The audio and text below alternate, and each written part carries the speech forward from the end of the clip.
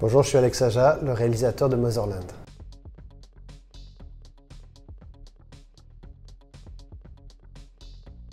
Quand on s'attache à un film, on doit vraiment tomber amoureux d'un sujet et ça commence toujours avec le script. Je me souviens le moment où j'ai lu Motherland, la première fois, c'est un script qui m'avait été envoyé par 21 Labs, qui est la boîte de prod de Stranger Things, de Deadpool, de Sean Levy. Donc, j'ai lu un scénario qui avait à la fois une voix très originale en fait, dans sa manière de décrire, de faire parler les personnages, de ne pas donner trop de clés de compréhension, qui était à la fois terrifiant et qui à la fois me laissait avec une vraie angoisse ou une vraie peur de réflexion sur moi-même en fait. C'était un film qui me renvoyait à moi en tant que parent, moi en tant qu'enfant. Une réflexion en fait finalement comme une sorte de conte un peu horrifique qui nous ferait réfléchir à notre part d'ombre, à notre part monstrueuse. Donc c'était pour moi une évidence à la lecture de ce scénario.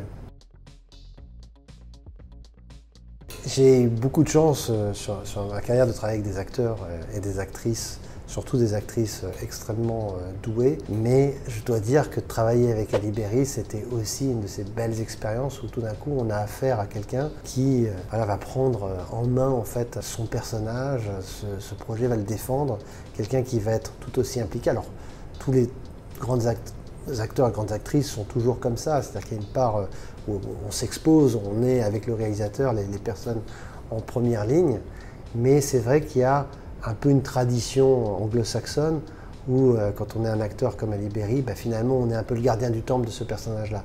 Je me souviens la première fois que je l'ai rencontrée, ce qui était très important pour elle, au-delà de savoir comment je voulais raconter cette histoire, c'est de s'assurer qu'on allait préserver la complexité, les nuances, la dualité de son personnage, dans toute sa noirceur aussi.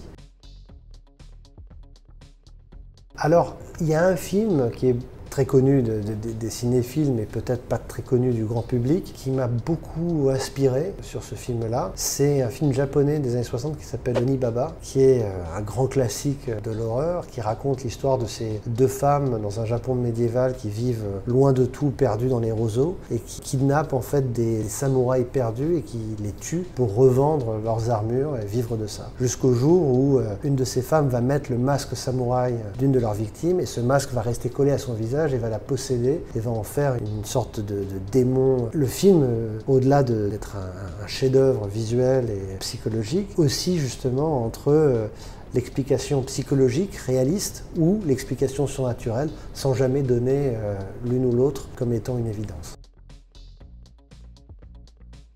Alors le film que je revois le plus régulièrement, sans jamais me lasser, parce qu'à chaque fois j'y trouve une interprétation différente.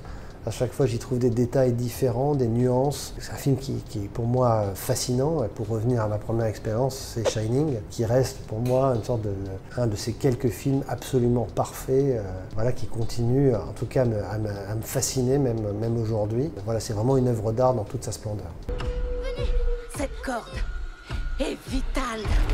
Ne jamais la lâcher.